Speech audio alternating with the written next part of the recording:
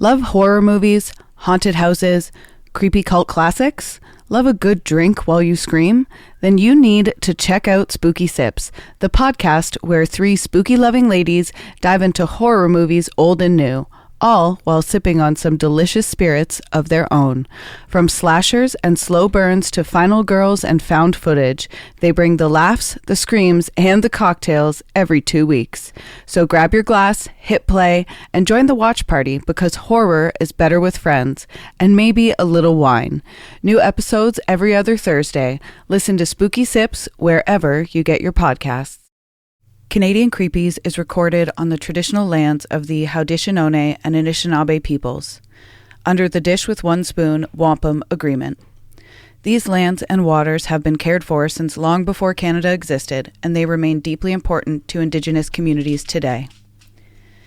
As we tell stories about darkness, injustice, and memory, I want to acknowledge the very real histories of colonization, violence, and erasure that Indigenous peoples continue to endure.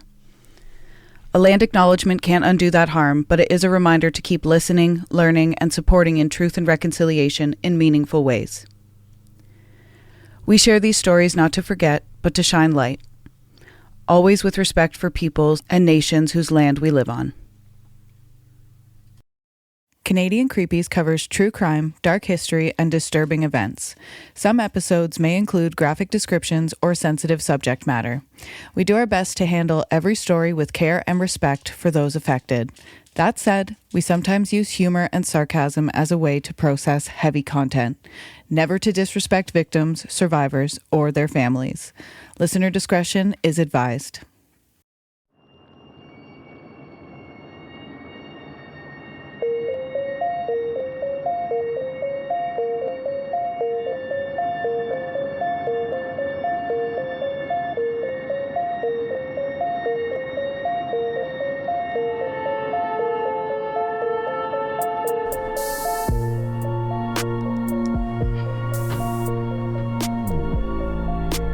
Welcome to Canadian Creepies. I'm your co-host Valerie. And I'm your co-host Amanda Joy. And this episode was researched by, let's say her name together. 1, 2, 3. Christine! Yeah, that's fun. But I just want to say off the top who it's researched by. Yeah. I feel like that's just nice to do. One thing I forgot to do. Oh, nope, right here. So before we're on Barbara Stoppel part 3. 4? No, this is 3, 4, 3. I don't know. I've lost 4. track. This is Barbara Stoppel part 4. It's a big case. There's a lot going into it. There's a ton of, and because they just messed up. They just messed up. And yeah, we're happy to be here. As always. Anything you want to chat about? Hi. I think we should just get into it. I'm down to just get into it. But also I want to know what you guys think. Do you like when we chat about our lives in the beginning or the end? Do you want to hear that stuff, or do you want us to just get into the case? I'd love to know what you want to hear, or Canadian content that we're consuming, whatever. Anyway. Yeah. So we left off with Terry Arnold, the actual murderer, who is from St. Catharines, Ontario, which is close to where we are and where I was born. Hooray and huzzah! Huzzah! Huzzah and Thank hooray! you. Terry Arnold was on a path that quite simply could not be undone. Oh, you know what I forgot that I just literally meant to do? Say our references. The references for this episode are Stoppel the Book, the Province of Manitoba Archive News Releases, CBC News, the Canadian Encyclopedia, CRCW, Corey Wise Innocence Project and the University of Colorado Boulder, Supreme Court of Canada, and CBC News. That's quite the list. Quite the list. Thanks, Christine. Thanks, Christine. We love you. Okay. Back to Terry Arnold. And we're talking about his childhood. We're continuing on in his childhood. Terry would soon turn 18 and be unleashed in Winnipeg to a very unsuspecting, unprotected public and be supported by one form of welfare after another, which being on welfare is fine and there's nothing wrong with that. Just want to say that. That is not indicative of his character. Yes. Yes. Okay, thank you. Experts agreed that the social disharmony that he would inflict on society was likely to be severe. Sigmund Freud would have diagnosed him as being fixated in the phallic stage of psychosexual development. But Freud was a poohead and loved cocaine. After Arnold left Seven Oaks, family members remember Arnold bringing home a mentally handicapped boy from a carnival in Winnipeg. Oh. Okay. He had a sleepover in a tent in the backyard. All night long, they heard the young boy's screams, but he was unable to leave. What? A dog was... I don't like that. I hate this. A dog was chained up in front of the tent opening, growling at each attempt to escape. It remains unknown what happened to this boy. Why did none of the family members help this poor child? Were they all afraid of Arnold? Or were they all just as sick and twisted as he is? They probably just didn't care. Yeah. And that's how Arnold became the way he is. Yeah. Obsessed with the need for female companionship, Terry Arnold met Victoria Spakowski, who was 18 years old, and they moved in together at a downtown Winnipeg apartment. One night, Victoria, Arnold, and a male acquaintance were drinking at their residence, and she decided to go to sleep, and she was awoken a short time later to find Arnold handcuffing her to the bed so his friend could have sex with her. She pleaded and persuaded him to stop, and he did not. That's fucking shitty. That's brutal. Yeah, I hate that. That is the bear. I hate that. Yeah. I choose the bear. Yeah. Victoria and Arnold soon moved to Calgary, where he managed... Oh, so she stayed with him. I mean... Abuse is hard, too. So hard. Average of 7 times. Yeah. Victoria and Arnold soon moved to Calgary, where he managed to get a job working as a security guard. He would occasionally bring home co-workers and tell them it was okay to have sex with her, but they had to pay him. So he became her, like, pimp. That's not okay. At 18? That is not okay. It's wild. He would then leave them alone, and she would refuse. Spakowski became pregnant with Arnold's child, but was unwilling to bring it into the world. Good for her. Yeah, I mean... Queen. Yeah. He had told her that if she was to have a child and it was a girl, he would be responsible for teaching her how to have sex. Blech. I'm sorry. That. Excuse what? you? No thanks. That's awful. If it was a boy, then it was her responsibility. Who taught you this? Who are your parents? As a result, the pregnancy was aborted. Good for her. No shit. Yeah, right on. That was the right call. She left Arnold and moved back to Winnipeg. Good on Victoria. Arnold continued to live a transient lifestyle, moving from place to place, eventually returning to Winnipeg. On June 21st, 1981, he was arrested for breaking into his sister Tracy's apartment and held in the Provincial Remand Center, but soon released. 2 months later, he was arrested again for breaking into another apartment, was detained, and subsequently released. On October 12th, he was arrested for breaking into a coin vending machine at Polo Park and was detained and again released. They do this shit even today. Yes, they do. They do this today. Yeah. Continuously engaging in criminal acts and getting caught, Arnold did not learn... Like, okay, you see... Sorry. Somebody is... What is the... This has happened enough times in our lifetime. In my lifetime, in your lifetime, in the history of crime and punishment in Canada and the United States and whatever. This has happened. Catch and release. Why is there no sort of, like, just program?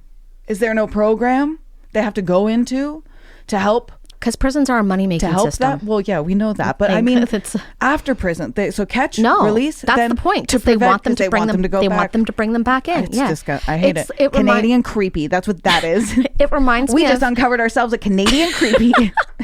Like that the immigrant girl in the States who was murdered on the bus. That guy was arrested 12 other times for, like, violent acts. And they're just, okay, go ahead. See you later. One of those times, had you just fucking kept him, she would still be alive today. She would, yeah. Isn't it fucked up that her death and Charlie Kirk's were all over the internet at the same time, and the whole world was just like, oh, yeah, this is normal to watch on while I'm scrolling through Facebook. Sourdough recipes and fucking somebody got shot garden in the face. journeys. Like, my God. What a world we live in. Okay, let's travel back to June 21st, 1981. On that day, he was arrested for breaking... I already read that.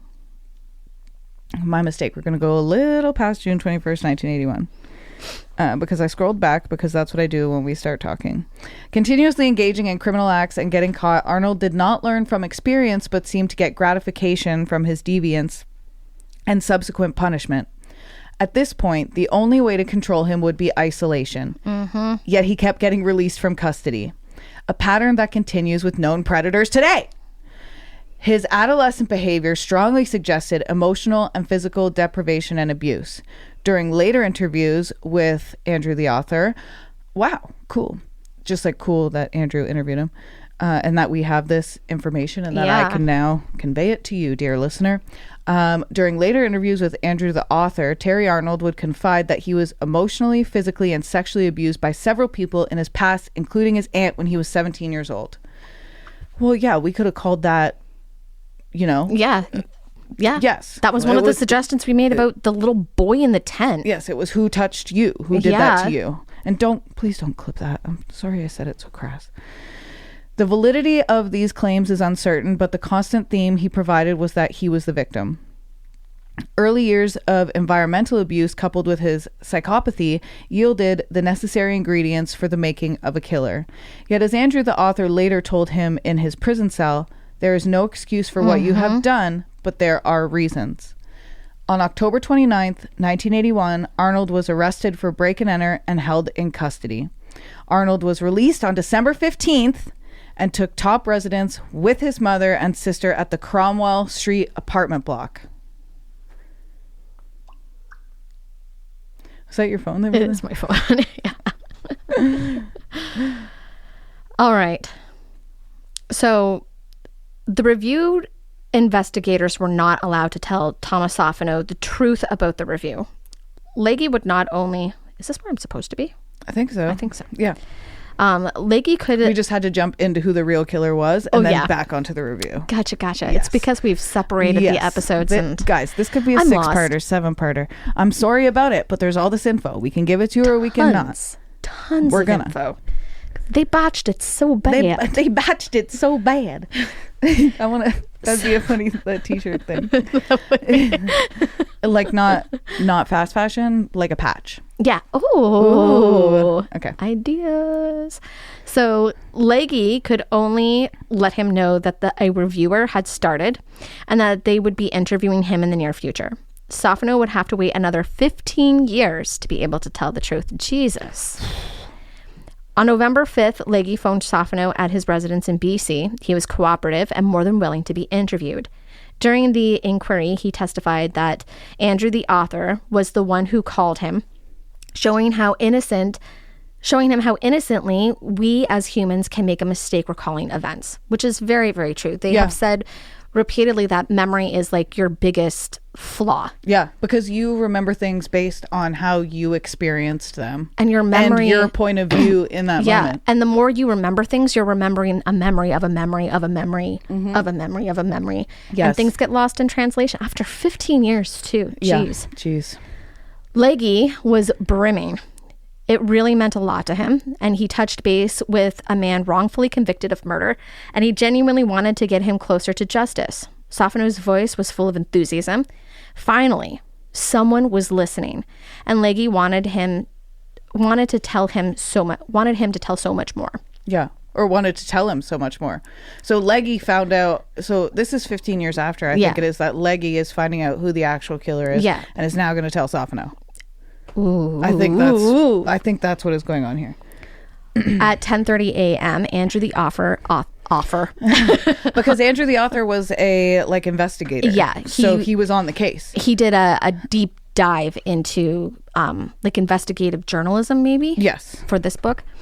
So he wasn't on the case. Just listen. I knew where you were going. Listen to Amanda. I knew your thought process. Yes. So Andrew made his first call to Rick, Barb's older brother. The dilemma he faced was he was assigned to highly sensitive, classified investigation that only a handful of people knew about. And yet he felt compassion for the family, having gone through 3 trials, a preliminary inquiry, and the end result of was years of hatred towards an innocent man.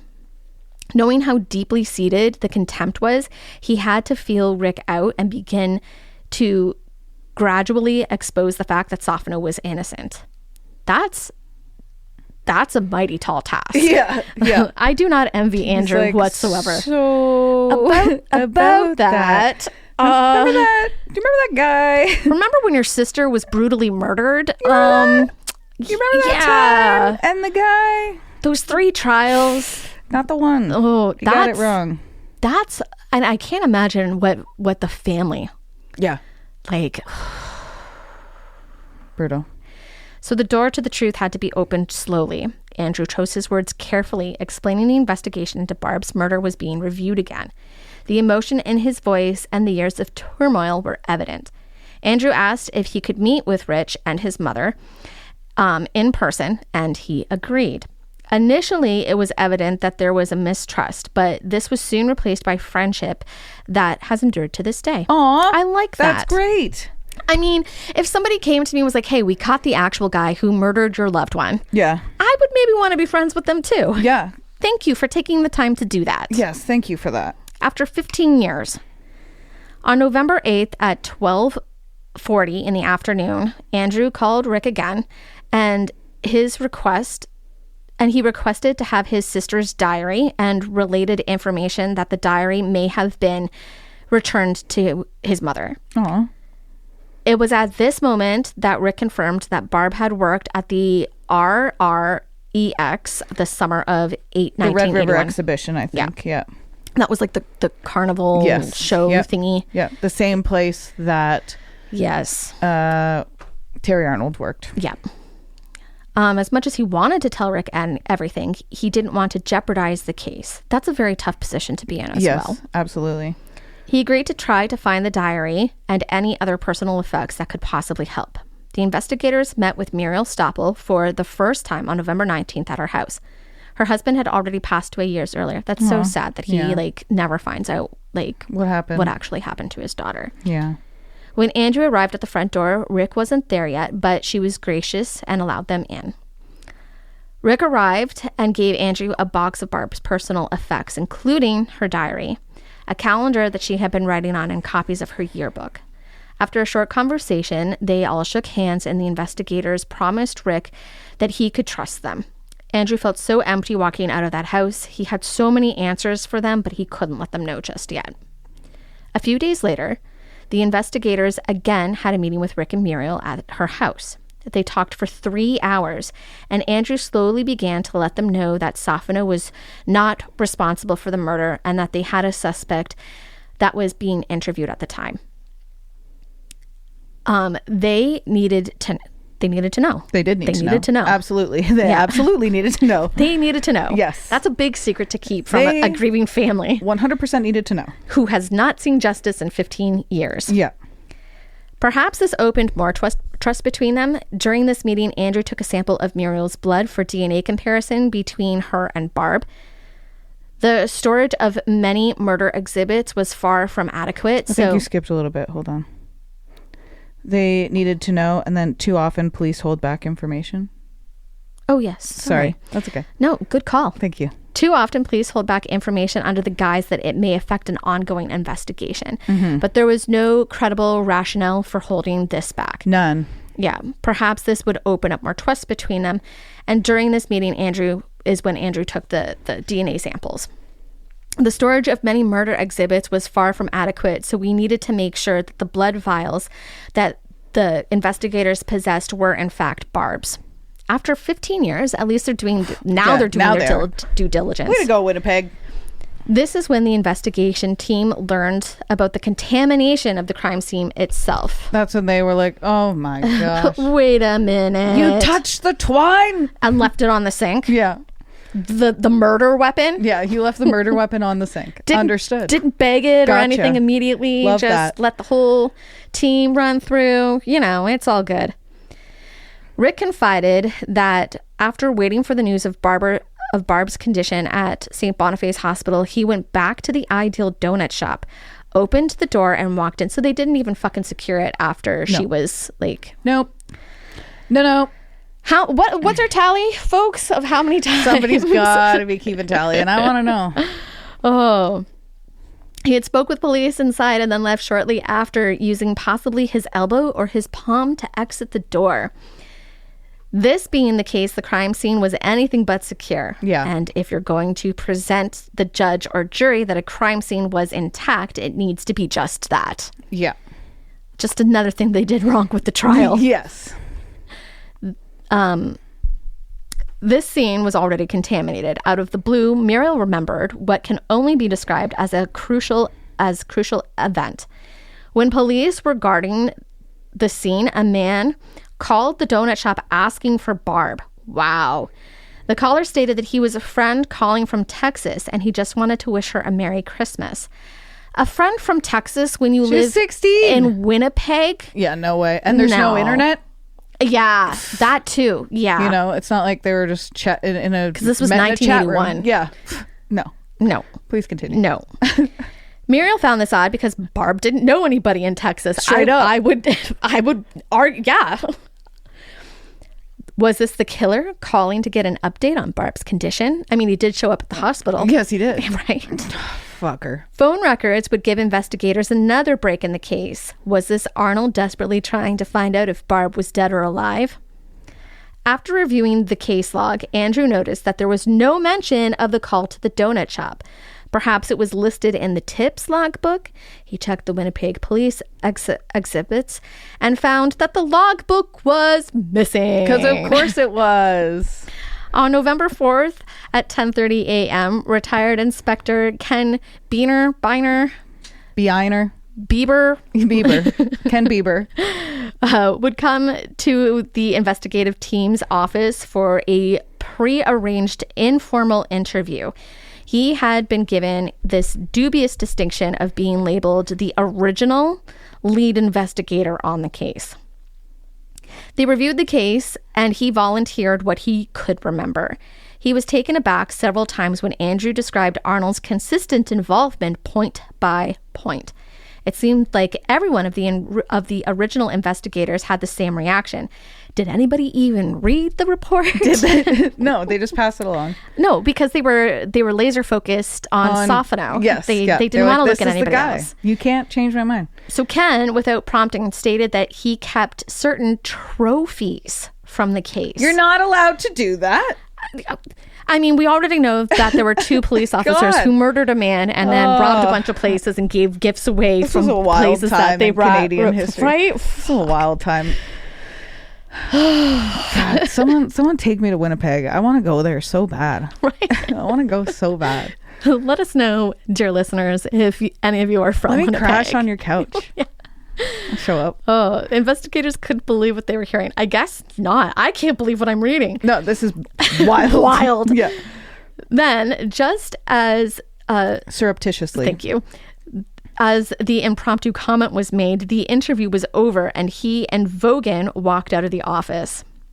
On April 22nd and 23rd of 1986, Ken was noted having taken exhibits from the murder case and marked them as destroyed. They weren't destroyed. You just have them at your house. That's stupid. Kenny. That's really stupid, Ken. Fuck. More perplexing than the destruction of 3 boxes of exhibits was the date, April 22nd, 1986, the same day the Supreme Court rejected the Crown's appeal of Sofano's acquittal. Why was there such a need to go to the police storage unit twice within 24 hours of this decision and destroy the exhibits? Because he didn't want to have to say, I fucked up. Yeah, that's exactly it. Or friends, listen, girlies, gays, theys, all my friends listening into this, it's okay to be wrong sometimes. You wouldn't be human if you were always right. Yeah. And you know what? It can be like actually quite fun to be like, oh, I was wrong, and call your own self out. Revolutionary. Call your own self out on it before somebody else can. You know what I'm saying? Right. There are opportunities to fix your mistakes. You don't always have to be right. That's a big responsibility. Think about that. To always be right, friend. That's a stress. And take that off your shoulders. The way that police work very often, they don't care about who they got as long as they got someone. They are they're pressured to close cases. We were literally the pressure should be to solve cases. Correctly. Yeah, correctly. Just solve it to the most truthful and honest of the ability. And I think there would be a lot more, if that were the case, I think there would be a lot more nuance to like laws in general, to legalities, to like, if it would be like, there would be so many system gaps identified if crimes were being solved wholly and completely and with ethically. But fuck the police. We don't really need people doing that. There's like other resources. I'm reading this book called Be a Revolution. Apparently we don't need police. We can just deal with each other, because it's like something like so thinking that people's wrongdoings have to be punished by the carceral system is like a white supremacist way of thinking, because that's what we invented it. We invented it. Yeah. You know what I'm saying? Yeah. So the carceral Scotland Yard. Yeah, we invented crime and punishment, pretty much. So there are other ways to solve crime without locking people up and traumatizing them in prisons. I don't feel like that's a necessary solution or a proper use of my tax dollars. 100%. Like, rehabilitation should always be rehabilitation. Should always be the aim. But like I said, prison is a business. It's a business, yeah. And that was our thought break for the episode. So the investigation back to Tom stuff now. The investigation soon learned that there was a host of missing items of this case. They included Barb's bra, socks, and underwear. I hate that.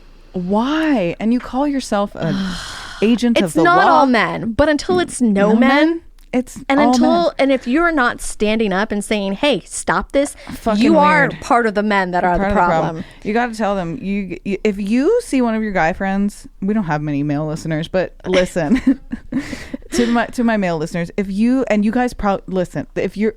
I'm malfunctioning because I know if you're listening to this podcast, and I probably don't need to tell you this, but on the off chance that there's somebody here who doesn't know this, when we say all men, if it's not you, you don't have to be offended. Yeah. Bingo. And as well, bingo, you don't have to defend any men. Yeah. You know what you also don't have to do? Defend men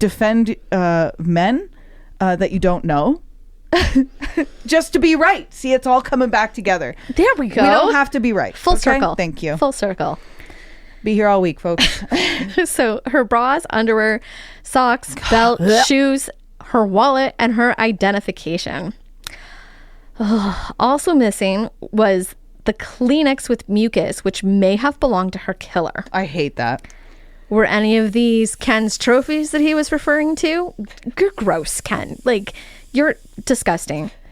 Investigators knew right away that they would need a search warrant for Ken's residence. This was an issue. This is fucking crazy. This is going everywhere. Christine, my God. Do you understand why this is so many episodes here? Like, there couldn't be more. Okay, so at the same time, 5 years later. So Andrew's letting 15 years later. Yeah. Andrew's letting Barb's brother know that we got the wrong guy. Mm-hmm. And Ken is now, hey, I got your sister's your sister's underwear panties that she was wearing when she was brutally murdered and raped, and also a napkin, perhaps, and also a mucus napkin. What would possess you? What would possess you to go? There's so many people who did Barb wrong. This guy did Barb wrong. So many people did wrong by Barb. Injustice after injustice. Yeah, gross. The mucus. I can't. Why would you want that? Fuck? Unless he was using it because, like, I mean, 15 years. I'll hold on to it until the DNA comes out. Well, like 15 years later, they would have DNA, and he was clearly taking evidence to hide the fact that he was wrong. I mean, you would want to get rid of the tissue of the actual killer if you've been pegging it on one guy this entire time and can't admit, hey, I pegged the wrong guy. Who's your mother, Ken? Like, this is a lot of work. With her. This is a lot of work. It's easier to just tell the truth and take your lashings. Are you not tired? Are you not? And I shouldn't have said take your lashings. I don't clip that. I regret it. Fuck. I'm gonna leave it in because I'm human. I make mistakes. I wish I didn't say that. Learning process. I really wish I didn't say it. I should have said, take it on the chin. There we go. I should have said, just take it on the chin. And I said something bad. And I'm sorry. And I'm not trying to make a joke of it now. No. But it seems that way because I'm using this funny voice. I'm really sorry I said something inappropriate and racist. I'm going to leave it in so that way everybody knows it's okay to sometimes make mistakes. That is kind of what we've been talking about this whole last 20 minutes. Yes. And people are allowed to be mad at me for saying that. And I'm really sorry. And I'll do better and not say it again. She really does mean that too. I do. My she face really, is red. really does. It's pumpkin bread. Pumpkins are orange. Beet red. It's beet red. Yeah. Yes. Okay. Sorry about that. Please continue. See, you got to practice what you preach, folks. There you go. There you go.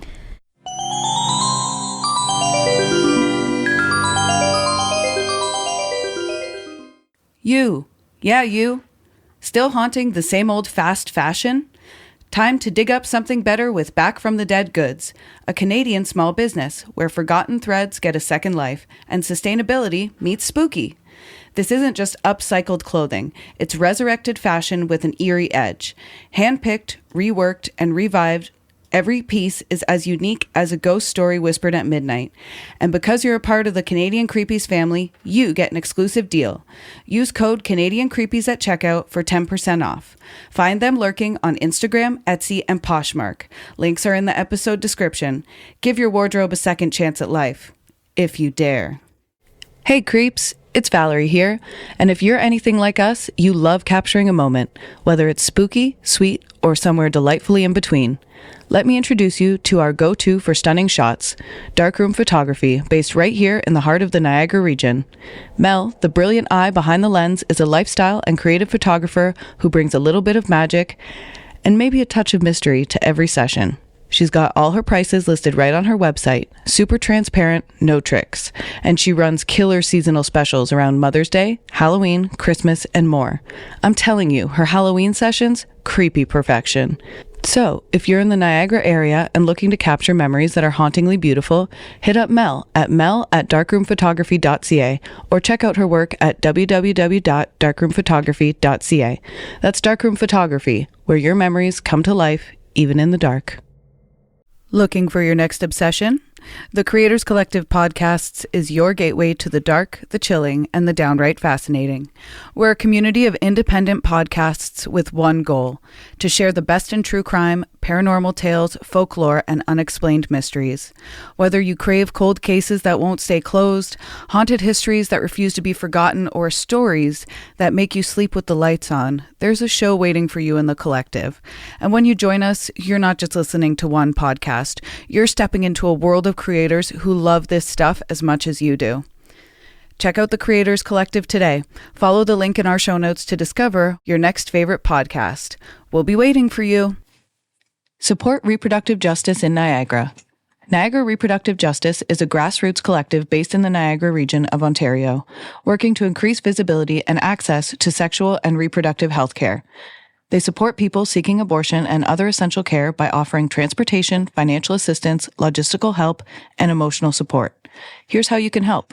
You can make a one-time donation. Send an e-transfer to niagarareproductivejustice@gmail.com. Your support helps cover costs like gas for volunteer drivers, overnight stays, childcare, and other urgent needs. You can also support monthly via Patreon. Join their Patreon and support the cause month to month. It's patreon.com/Niagara Reproductive Justice. And you can volunteer your time. NRJ is always looking for volunteers to help with driving, outreach, admin support, and community organizing. If you're looking to make a real impact in the Niagara region, this is a great place to start. Contact them via email or DM them on Instagram or Facebook to learn more. You can find them on Instagram at Niagara Reproductive Justice and on Facebook at Niagara Reproductive Justice. Help amplify access to reproductive care right here in our own backyard. Whether you donate, volunteer, or spread the word, you're a part of the movement.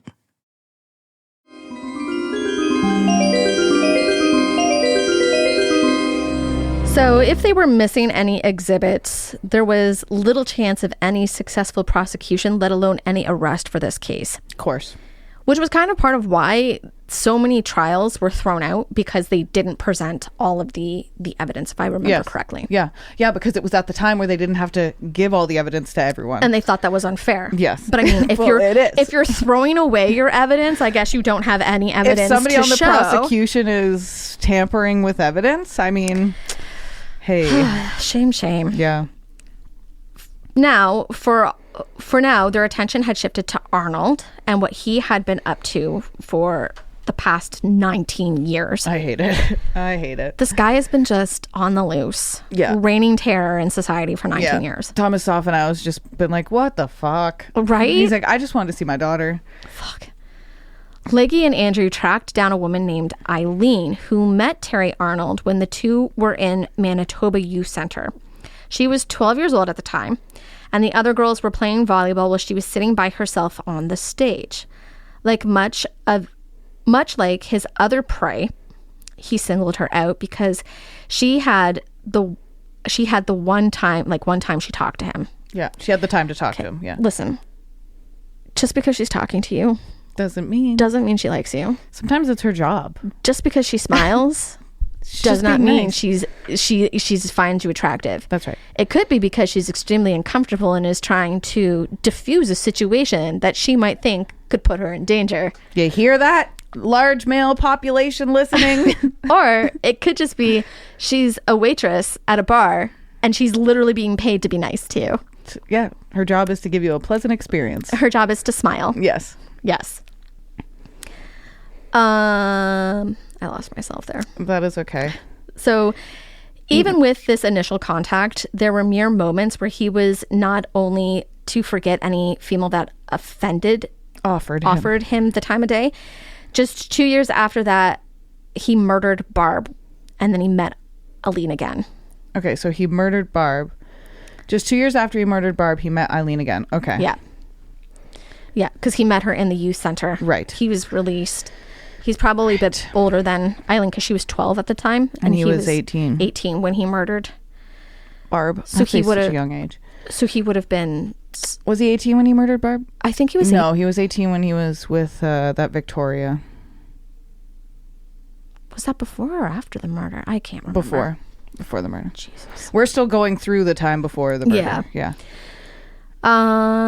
Now 16 years old and on a downtown street in Winnipeg. So she's homeless. Yeah. It sounds like.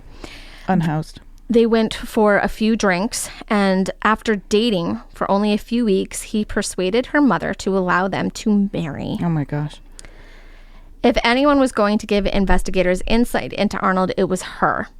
She described him as being a heavy drinker who was also into pot and hash. The drinking's the worst part of that. Yeah. Let's be serious. Yes. Pot doesn't make you angry. It does not. No. It makes you hungry. So hungry. But it's not going to make you rape your wife. Exactly. You know? That's just it. Just putting that out there. That's just it. Yeah. And during that time that they were together, she never saw him drive. They visited his father's house in St. Catharines and then moved into an apartment in Ottawa. Fuck, this guy lived all over Canada. All over. Well, all over all over central Canada. That's how at that time, a lot of serial killers got away with things, was because they were just all over the place. Yeah. Like Ted Bundy had victims all across the United States. Yeah. He was also jealous and possessive and threatened to kill her if she said that she was leaving him. In his words, he stated, "I'd rather kill you first." His temper was always ready to erupt, even over the simplest of things, like if the dishes weren't done. Before they were married, she felt like the relationship was okay. But soon, it deteriorated. Don't settle for okay. No. Ladies. And men. And theys. Everybody. Theys, thems, the binary babes. The non-binary babes. The non-binary babes. There's a guy on TikTok who has like a whole thing that he goes through, and I'm like, it's different every time, but I'm like, this is fucking genius. How do you come up with this shit? Great. You don't need to settle. Yeah, don't settle. You are worth. In fact, don't settle. It's bad for the world if you settle. It is. It's really bad for the world. You deserve more than you. Don't let that little voice in your head tell you you deserve abuse. You don't. You deserve better. You deserve all the love you deserve it in better. the world. In the world, in the world, in the world. And if you ever forget, you can clip that little part. Yes. And you can play that for yourself. That one you can clip. So Arnold was a constant liar who loved pornography. Really? I'm not surprised. You couldn't. What the hell? Not revolutionary information there. He also loved action movies and would watch them all day, every day. God, this guy had 3 brain cells. Please continue. He had 3 modes. Yeah. In the night she left him for good in Ottawa in February of 1985. She said he looked like he was totally demented, and she thought that he was going to kill her. A neighbor named Derek overheard the commotion and distracted him while she grabbed her ID and ran out the door. Kudos to you, Derek. Shout out for you, Derek. Way to go, Derek. You are not who we are talking about when we say all men. And Derek, you know what? You're not included. And you know what? Derek would know that. Derek would know that. Derek doesn't question it. No. The fight was over her not wanting to have sex. I hate that. Just because you're married. Was spousal rape still allowed back then at that point? I don't know. I can't remember. It wasn't very long ago that it was outlawed. I'll Google it. I always get that confused with when women were allowed to have bank accounts. Because they're both very ridiculous things that should not have been illegal. Well, spousal rape should have been illegal. In Canada, spousal rape is legally recognized as sexual assault and has been a criminal offense since 1983. Oh, so just barely. Just barely. Just barely. Yeah. That makes me angry. Mm-hmm. She told the investigators that Arnold used to carry a butcher knife in his boot, and he also had a hunting knife with a heavy handle. Remember when John Durkinson had gone to confront him, he did pull a knife on John then as well. Yeah. He was like a child that would punch walls and yell when he didn't get his way. True to form, she never saw him cry or apologize for anything. Every 4 days or so, he would have a shower, but would not use soap. Gross. Ew. On the afternoon of December 8th, Eggy, Vogan, and Andrew arrived in... Kelowna. Thank you. I knew the word and I couldn't say it for some reason. The K was catching in my mouth. Oh, good. In Kelowna, BC. There was no time to relax as they prepared for their meeting the next day. In the conference, they were joined by Calgary cold case members Lance Colby, Scott Hobbs, and Judy Waltz. Yep. The host of the 2-day conference was the RCMP Major Crimes Investigator, Arch Doody. That's D-O-O-D-Y. Doody. Yes. Okay. That's my giggle. That's our giggle for the episode. Okay. Want me to take over? Sure. Okay. We're going to hop into another one of Terry Arnold's victims, named Christine Brown. Like Barb, Christine was a pretty 16-year-old girl just beginning her life. She was reported missing on June 6, 1991. Oh, that's close to my birthday. I'm June 19th, 1990. In Penticton, BC. She was from Kimberley, BC, and wanted to join the carnival. Her mother allowed her, and since she went on the road... Her mother allowed her, and she went on the road, ending up on Vancouver Island. She was fired from West Coast Amusement in June and took the ferry with friends back to the mainland. You okay? Yeah. Okay. She split up from her friends and got a ride with a trucker to Penticton. Being on the road, she hadn't washed for days, but met some friends, in quotes, who took her in. The next day, for some reason, they wanted to ditch her, probably because she stunk. They could have offered her a shower, a place to shower, or a deodorant. They told her to meet them at an arcade, but they had no intention of going. She was last seen getting into a car with 2 males outside. Okay, also I was just trying to be funny when I said that. I wasn't. Okay. She was last seen getting into a car with 2 males outside the Joystick Arcade in Penticton. The RCMP did what they could to track down her whereabouts, but soon the trail was cold. On October 31st, 1992, Brown's remains were found in a wooded area near Headley, BC. The RCMP now had a murder on their hands. A young officer wrote her name in his notebook the day before she went missing. It was in regard to a mischief call in the area of the arcade, and she was a potential witness. And whose name do you think was written down beside hers? Oh, guess. Oh, it was Terry Arnold, and who just happened to be employed at the arcade that summer. The Stoppel file had multiple notations with Arnold's name polluting it, but the RCMP only needed one. They scrambled to locate their suspect and quickly learned he was not in any position to harm the public. Shortly after Christine was reported missing, Arnold changed his appearance and headed to the Maritimes, because of course he did. Mm-hmm.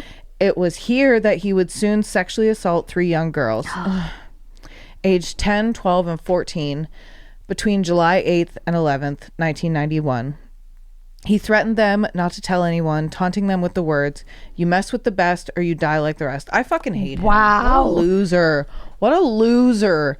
Oddly enough, the words on the t-shirt Christine Brown was wearing when she was raped and murdered were "Mess with the best, die like the rest, rock rules." So he couldn't even have an original thought. Couldn't even have an original thought. No. It took a lot of courage for these 3 young victims to come forward. Without them, Arnold would have been able to add to the ever-growing list of lives he had damaged. Finally, he was behind bars.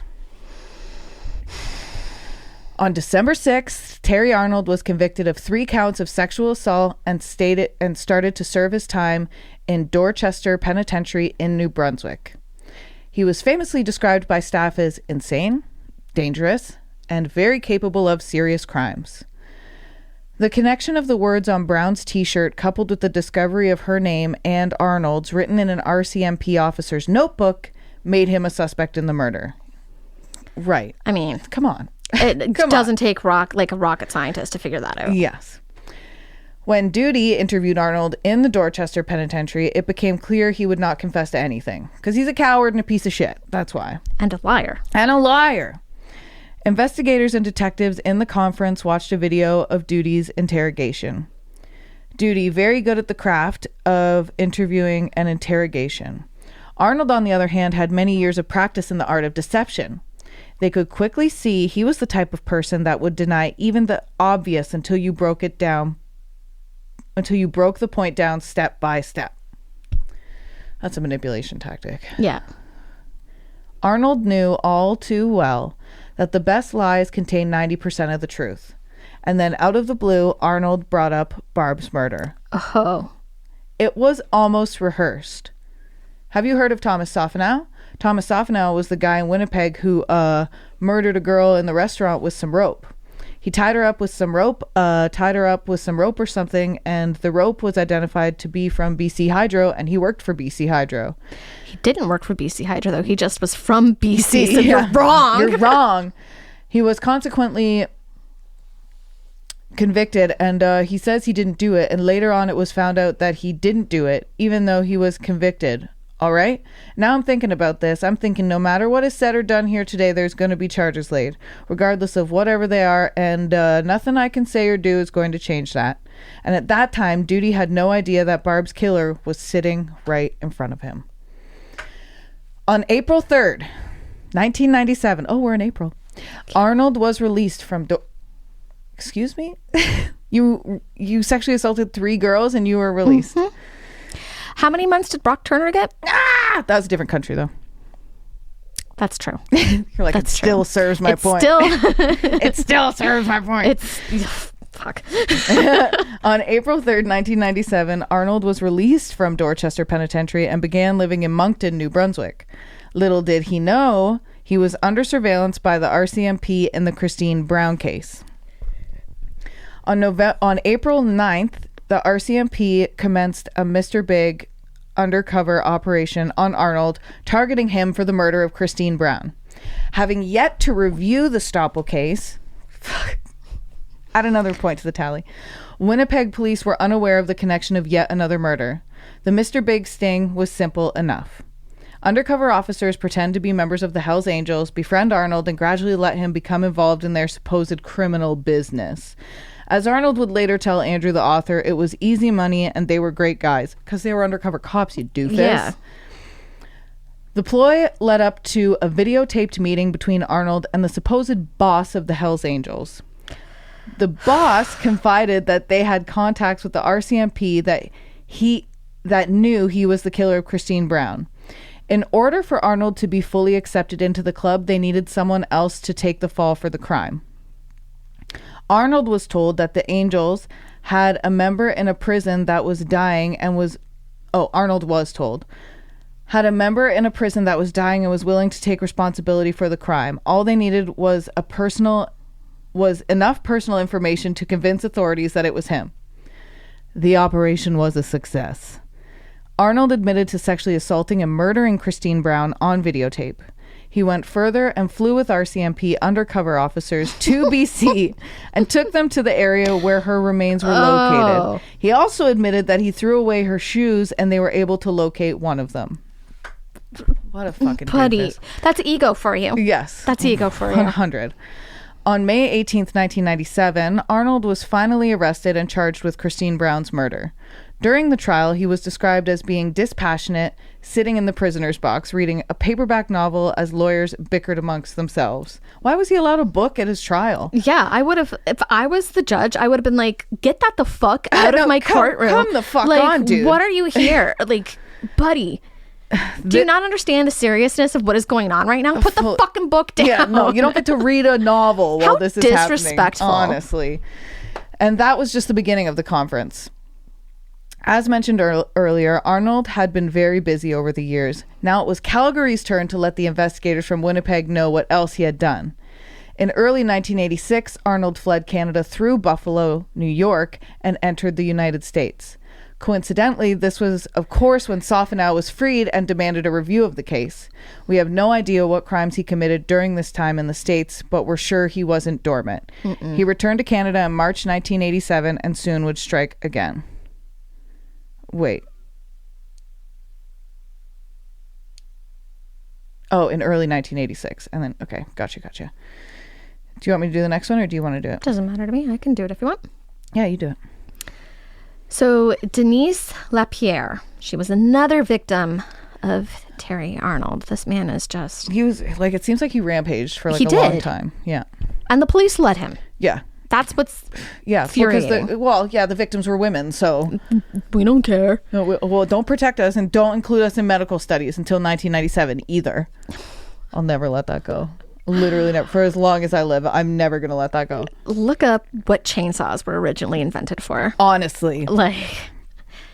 So the Calgary police had discovered Arnold was living only a few feet away from where another young woman's body was found. Denise Lapierre was a beautiful 17-year-old woman who had been to a house party on June 21st, 1987. Get closer to my birthday. Oh my God. What does that mean? This is a bad omen. So it was several houses away from Arnold's residence. She was upset because someone had broken a glass in her house. So she walked eastbound on her way to a friend's. That's such a 17-year-old thing. It is. Yeah. You broke this glass? Get out. And I'm leaving. And I'm leaving too. I'm storming out of here. Both of us are leaving. Better walk the opposite direction of me. But this led her right past Arnold's house. The next day, someone made a phone call from a nearby phone booth saying a girl's been murdered. Her naked body, with most of the blood drained, had been placed in the back lane about 2 cars lengths from Arnold's residence. Dude, that's just... you're not even trying. That's sloppy. You're not even trying. Ego. Yes. It's ego. Yes. It also appeared that her body had been washed after severe sexual assaults. Oh, fucking... I hate that. I hate it so much. It's so gross. Don't do that. As Calgary police continued their presentation on the murder to Winnipeg investigators, they confided that they could not explain the pattern of lacerations on her body. Bodies. She had multiple bodies. Just one body. For years, they had been puzzled by the marks. In seconds, Andrew, the author of the book Stoppel, he had the answer. Plastic floor runners have spikes to stop them from moving on carpets. He realized that Lapierre's body was in all likelihood carried from Arnold's house to the back lane wrapped in a similar runner. If her body was laid out straight there, there would have been no pattern. However, she was placed in a curled position, stimulating how she was carried. A distinct pattern emerged. In an effort to get rid of any evidence, he placed her in the shower and drained her blood to make her lighter. Ugh. What the fuck is wrong with you? He's not okay. There were also bite marks on her body. Arnold was interviewed by police in 1987, but somehow deemed not connected to the murder because police had a strong suspect who lived nearby. That's fucking crazy. That's crazy. It's like they're trying to not arrest him. Right? They're like, we've had this guy too much. Let's find someone else. It can't be this guy again. Tell me it's not this guy again. Oh. How did you guys become police? I don't even understand it. I don't even understand it. Did fuck. You were like, I like law. Me hold gun. Me solve crime. I like shiny handcuffs. That's right. Me have handcuff. Shiny. Car? Jiggle. Car with lights. Go loud. Woo, woo, woo, woo. Yeah, that's right. That's right. Cavemen. Honestly. He had recently become involved with a woman who had an 8-year-old daughter. He told the woman to tell police that she was with him all weekend. That if anybody ever asks you to do that, don't. Yeah. Arnold would now become the young child's babysitter. Oh, this poor woman and child. And subjected her to one sexual assault after another, threatening to kill her and her mother if she told. I guarantee you, as a kid, you're more worried about your mom's safety than your own. You are, yeah. This was his form of discipline. She was raped well over 100 times. Arnold would years later brag to acquaintances about a mother and a daughter team he was doing in Calgary. Of course, he failed to mention that the daughter was 8. Ugh. You're gross. Disgusting. Like, you're just fucking disgusting. Vile. The girlfriend was later re-interviewed on December 6th and December 8th of 1997. She reported that at noon on the day of Lapierre's murder, she and her daughter had moved their belongings into Arnold's residence in Calgary. Oh my God. After she moved in, he asked her to provide an alibi for him on the weekend of June 21st and 22nd. He told her to tell police that she was with him on that weekend and appeared very paranoid. Well, yeah. I mean, he killed someone and raped them viciously multiple times, dead and alive. And then you drained her blood in the bathtub. Cool. Yeah, like, cool. She described Arnold as having a real hatred for young girls. I don't want to victim blame, but why did you move your daughter in there with him then? Right? I mean... What? There was truly no other choice? There was truly no other option. Again, the abuse. I know, the abuse. Okay. We don't have a history. We don't know the history. We shouldn't be speculating. But that, I think that's a valid... If you have, I don't know. Like, I don't know. I would put... That's a question. It's just a question that people are going to have. Right? I mean... I'm asking it. I mean... It's not nefarious. If I had a kid... I would like to understand. I don't care what my well-being comes second to that child. So even if like I needed a place to stay, I'm not going to put my kid in a place that's going to jeopardize their well-being. Exactly. So if he I don't know, maybe she didn't know him that well. Maybe she didn't know. We shouldn't be speculating. She started to realize he had this aggression towards young girls because she was now in the house with a young girl with him. I don't know. But yeah. He was also had an explosive and violent temper. I hate that. She recalled watching the news on television with him when the story on Lapierre's murder came on, and he stated, "That bitch deserved what she got." She's 17. What? She finally recalled finding a pair of blood-stained blue jeans in a cupboard under the sink in their house during the summer of 1987. Arnold instructed her to throw them out, which she did. And in all likelihood, they were Denise's pants. The investigators then watched a video interview of Arnold from the Calgary investigators who questioned him on the Lapierre murder and the sexual assault of this woman's young child.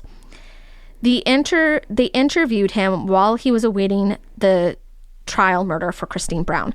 Once again, they had no idea that he was Barb's killer because no one had reviewed the file. And why would they? Why are we reviewing files? Arnold was interviewed 3 times by Calgary Police Detective Sergeants Colby and Hobbs. He presented himself again as someone who would not confess to any crime, but would possibly bargain on sentences. He stated that he could not have had anal or vaginal sex with the young girl because, quote, I hate him. I'm rather well endowed. I hate him, and he probably has a micro penis. I fucking hate this guy. He probably has a micro penis and has never been able to find a clitoris once in his life. Ego. Yes. The investigators at this time did not have a comprehensive background on Arnold and failed to challenge him on this point. Okay. In fact, while they were trying to expose Arnold as violent, he turned the interview around and made one investigator actually admit to spanking his own children. Okay. And that's when you should be saying, I don't know if I'm good at this job. Yeah. And again, it's okay to not be good at a job you thought you would be good at. Yeah. Just move on. Yeah. Just move on. You don't have to prove a point to yourself. You're allowed to change careers at any point. Just say, hey, this is not my bread and butter like I thought it would be. Yeah. It's more running, less catching. Yeah. And I don't like that. Yeah. He was charged with gross indecency. I would imagine. Sexual assault. Yes, thank you. And I think this is supposed to say burglary? Buggery. Yeah. Is buggery a... Huh. For his abuse of the young child. The charges were later stayed by the Crown. Of course. On February 23rd, 1998, Arnold contacted Duty wanting to discuss a plea bargain. Buggery is defined as anal intercourse. Oh. Mm-hmm. Because this was before sodomy was decriminalized. Right. Mm-hmm. Mm-hmm. The more you know. More you know. So he contacted Duty wanting to make a plea bargain. He offered to plead guilty to the murder of Christine Brown as manslaughter and serve 5 years. Wasn't manslaughter. No. It wasn't. You did that on purpose. That was premeditated. Just live in prison for the rest of your life. And an additional guilty plea to the sexual assault of the young girl and serve 8 years in total of 13 years in custody. He also indicated that if he was going to be charged with first-degree murder by Calgary police and he is going to do life anyhow, it doesn't matter. Arnold entered the guilty plea, but withdrew it after learning that they were going to have him designated as a dangerous offender. Back to that dangerous offender offender. He's one who deserves it. Yes. Now Terry Arnold is a dangerous offender. He deserves that title. Yes. Rightfully 100. fucking so. Yes. The Calgary investigators told the review team that they would love to get a search warrant for Arnold's mother's residence in Calgary. They believed that he had his belongings stored there. So Colby also said that the bite mark on Lapierre's body had been compared to Arnold's bite, and an expert had reported that they were the same. Unfortunately, the expert could not testify as that they were 100% the same in court. A 1-in-1 comparison with another bite mark might assist their endeavors. But since then, we know that teeth mark and bite marks aren't a great evidence thing. There's a lot that's moving. Yes. Yeah. There was one picture of one of Arnold's assault victims, and Arnold had bitten him in the face. Ugh. There was no ruler for measurement, but there was a lined wooden panel in the background.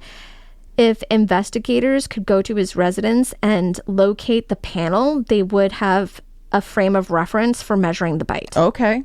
That's more reasonable. They continued to review other rapes and offenses that Arnold had done over the years. In 1988, he raped a girl named Doreen Green in Chilliwack, BC. Chilliwack, sorry. Thank you. Okay. You're welcome. After the attack, he threatened her, "You're not coming down from this hill." Buddy. Yeah, what the fuck? Chill. Yeah. She pleaded for her life, and he agreed to let her live if she would have sex with him again.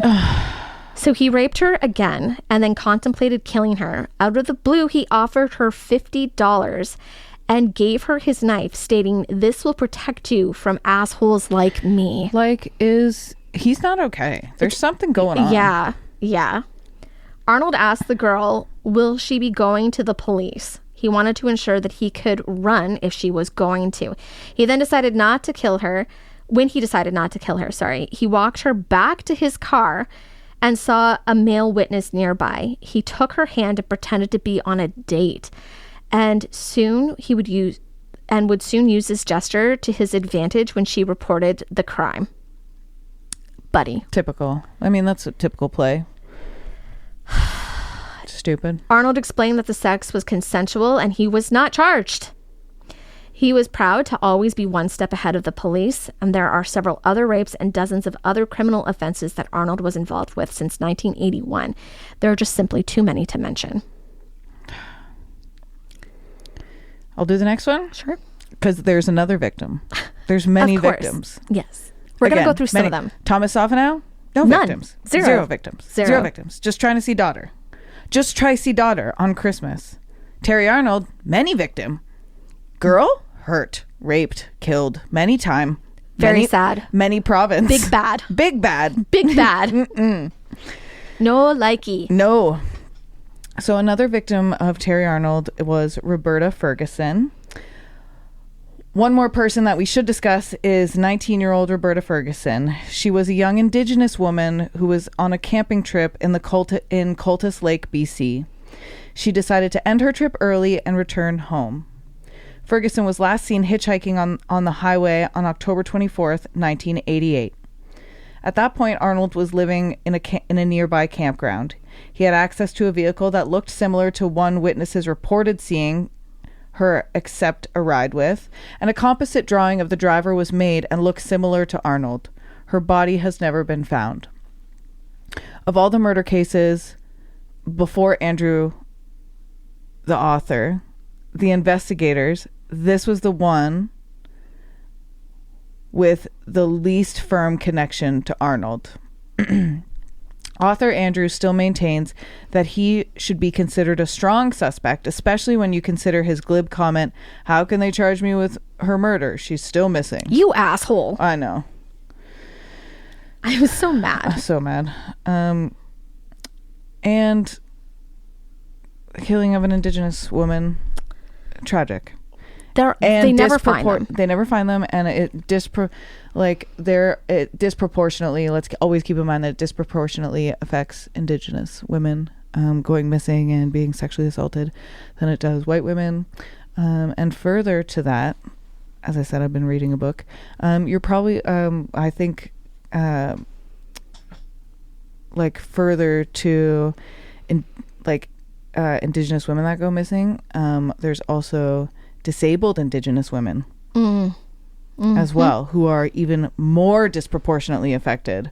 I'm not sure if this was in the States, but there was something that I had read about how they are the one ethnicity that they don't keep track of with how many missing or murders or anything. Which all is of the fucked other up and stupid. Yeah. So they'll do like Caucasian, they do Black, they do Hispanic, they'll do Arabic or Asian. They have just like a generic random miscellaneous, and Indigenous women get thrown in there despite the fact that they make up the vast majority of missing. Yeah. Okay, so let's talk about the surveillance of Terry Arnold. Let's do it. And we do have a warning here. I mean, this whole episode is a warning, but there are details coming up that are definitely not for everyone. Terry Arnold was under surveillance, but a free man, while a Mr. Big operation was being conducted. He soon moved in with a family member in the Maritimes and purchased a VHS recorder. When he was arrested, RCMP seized a tape, and that was in the recorder, and Duty played it for the review team in Kelowna after Calgary gave their presentation.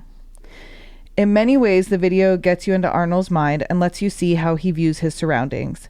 The video starts with several family members getting ready to go out on the town, and Arnold is holding the camera and recording.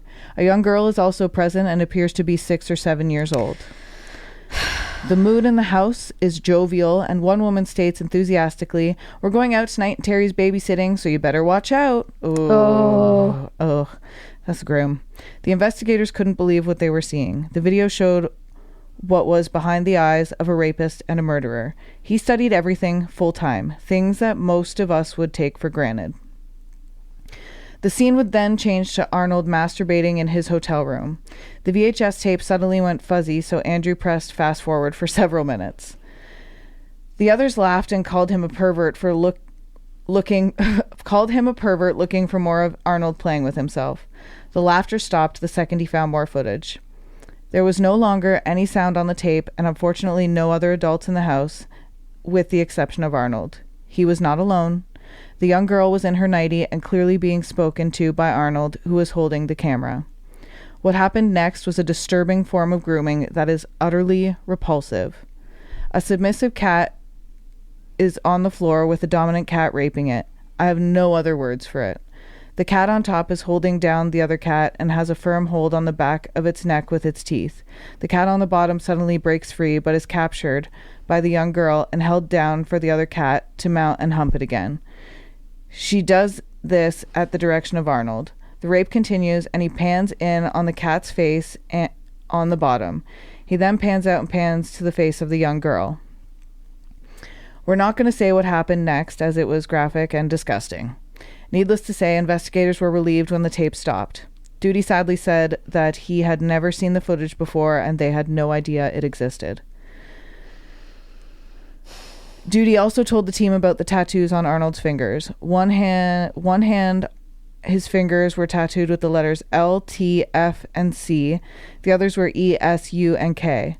Arnold didn't need a pickup line in a bar. All he needed to do was sit across...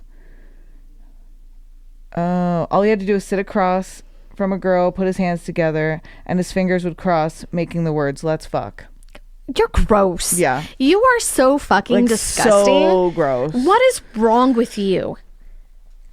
Andrew, the author, tracked down another one of Arnold's girlfriends called Jackie. We discussed Jackie before. Oh, we discussed Jackie before. And she's now living in England. Good for her. As you may remember, she told original investigators that Arnold was in the Salisbury house on Camden Street at Camden Street and Portage Avenue when she arrived for work at 10 p.m. on December 23rd, 1981. He called her on December 21st and asked her if she recalled knowing a male by the name of Terry Arnold. There was silence. After a brief pause, she recalled that he was into burglaries and had a sister and some brothers and even stole her baby's milk from her fridge. He asked her if they were a couple at the time, to which she laughed and said absolutely not, that she was and still is happily married. She indicated that he looked like he needed someone to talk to, and she said she felt sorry for him. Then he asked, "Did Terry ever wear a cowboy hat?" She replied, "I only saw him wear it once. It was the night he told me that if anyone asked to tell them he was in the restaurant that night." When asked to elaborate, she indicated that on that night, Arnold arrived at the restaurant between 2 and 3 in the morning. He was very nervous and twitchy. She asked him why he wanted her to lie for him. He explained, "A girl's got me into trouble. If anybody asks, I was here all night." She agreed and admitted to lying to police, saying he was there around 10:30 p.m. on December 23rd at the start of her shift. Which still doesn't make any sense because Barbara was murdered at between 8:15 and 8:30. Yeah. So even him showing up at 10:30, what were you doing before that? Yeah, honestly. Bad police work. She also remembered that on this night, he was not wearing what he normally wore. He was almost disguised. He was wearing a cowboy hat, a waistcoat, 2 pairs of gloves, and a leather jacket. He didn't want to go home, and he pleaded to go with her and asked if he could store some stuff in her apartment. She found this very odd and said no, but a few days later agreed to store a tote bag at her place. She recalled the contents as being a dark tracksuit with a zipper up the front, a woolen hood, something heavy at the bottom. She could not recall the color of the tote bag, something twisted like a cord at the bottom, and something square at either end of the bag. She also remembered that a few days after the murder, 3 customers were in the Salisbury house talking about it. Arnold was near them, got up, and moved away to another area. She asked him why he had moved, and he said it was because of the conversation. He was again very nervous and twitchy and didn't want to talk about it. She assumed he may have known the victim and it bothered him. Yeah, that would be a good assumption to make. Later, Arnold actually talked about the murder. She was probably a tease and deserved it. This guy, what an asshole. She also remembered him saying that the police were trying to frame him for the murder, and that's why she had to lie for him. A few months later, investigators arranged to have Jackie flown to Winnipeg for a formal taped interview. Her recollection of Arnold and the events around the time of the murder were quite consistent with the full interview that had been completed earlier, with one exception. Arnold had a large number of rubber bands in his pockets that he would play with. On one occasion, he had a length of twine of some sort as well. Investigators showed her a photograph of the twine used in the murder, and she said it was similar, but could not say it was the same. I mean, it's 15 years later. Yeah. So right from the onset, Arnold had lied about his girlfriend, in quotes, lied about being a truck driver, lied about having a job, about being at the Salisbury house, and persuaded Jackie to lie for him as well. Over the next few weeks, Legge and Andrew the author turned their attention to re-interviewing all the original witnesses that saw the killer with Barb in the donut shop. As mentioned earlier, one by one, the credibility of their identification for court purposes was damaged beyond repair. After several weeks of delay, it was decided that Police Chief Jack Uwatsky and Rob Finlayson from the Crown's office would meet with Sofino's lawyers Paul Bennett and Joanne McLean in Toronto on December 18th, 1999. A few days later, Vaughan met with Legge and Andrew, the author, and provided a summary of the meeting. Sofino and Bennett agreed to have him give a DNA sample and be interviewed. In return, they requested the following. Uwatsky, Vaughan, Legge, and Andrew would attend Vancouver for the interview. Uwatsky had to apologize to Sofino in private before the interview and tell him there's another suspect. I guess so. Hell yeah, he did. They requested a public apology, compensation, and inquiry. Yeah, because he was in jail for how long? Wrongfully? Time. Yeah. And I think at the time, because I just read up on the yogurt shop case, and there were a bunch of boys who were held, they were convicted of the girls' murders, and they had the wrong kids. Yeah. And I think they got $80,000 per year that they were in prison. Hell yeah, as you should. Get compensation. From the prison itself. I hope he does. The interview was not to be done in a police facility, and Sofino's lawyers must be present. I mean... Yeah. The investigators would pay their way to BC. They want a copy of all transcripts and all alibi evidence prior to the interview. And they were not to interview anyone linked to Sofino prior to his interview, and Sergeant Legge was not allowed to be in the interview room. Fuck you, Legge! Yeah.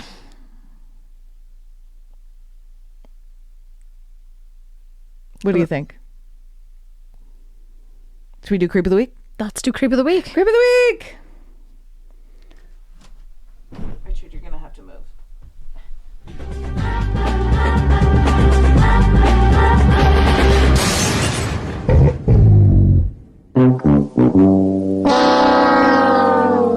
My phone is very loud today.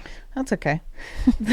This week's Creep of the Week, it was nominated by Christine. This is just a Christine-centered episode, and we love it, and we're here for it, and we're grateful, and we love you. This week's Creep of the Week is Matthew Smizert. Get into it, girl. Okay, I'm going to read you the article she sent me. A Carleton Place man charged with voyeurism has been great start. has been sentenced to 6 months in jail and 2 years probation in an April 2025 case. Matthew Smizert will serve 5 months and 22 days after spending 5 days in pre-sentence custody. The sentence handed down by Judge David Rose came following the man's guilty plea on October 28th, 2025, and the dismissal of a firearms charge on December 1st, 2025.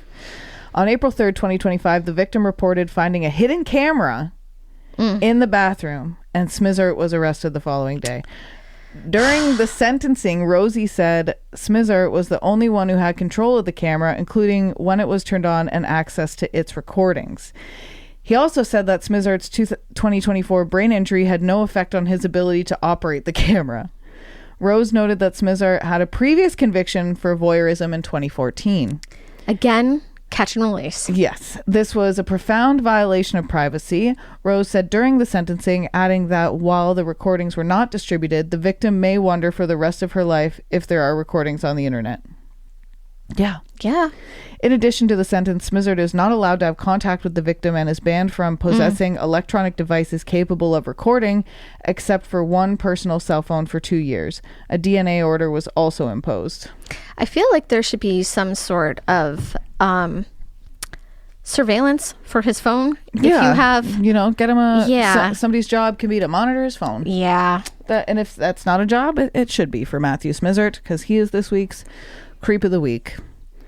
That doesn't mean gross. He's gross. I can't recall how many times I've said that. This episode, everything is just gross. Just gross. It's just been bad. Gross. It's just been weird and bad. I'm traumatized again. Yeah. So this has been Canadian Creepies. Thanks for joining. Thank you. You can follow us on Instagram, Canadian Creepies. You can follow me personally, Radio Valerie, YouTube everywhere. Canadian Creepies is on all streaming platforms, I believe. Mm-hmm. You can send us an email, canadiancreepiespodcast@gmail.com. You can leave like a voice message if you want at speakpipe.com/Canadian Creepies. You can DM me. You can send an email. You can catch Amanda's podcast on Tuesdays here on Canadian Creepies and Thursdays on Down the Crooked Path. Yep. You can find her at Down the Crooked Path. Yep. I'm everywhere. She's everywhere. We're both everywhere. It's hard to miss us. Once you've got us, we're kind of with you. We cling like that. we cling like that. We creep like that. We creep like that. We creep and we crawl like that. Thanks for listening, and we'll be back with another Barbara Stoppel. Next week. There's really a lot to cover, and this could be a 10-parter. And the way we're going, the way that we're so going, much. Just don't be surprised if it is, and take care of yourselves and each other. Creep you later. Don't let the bed creeps bite.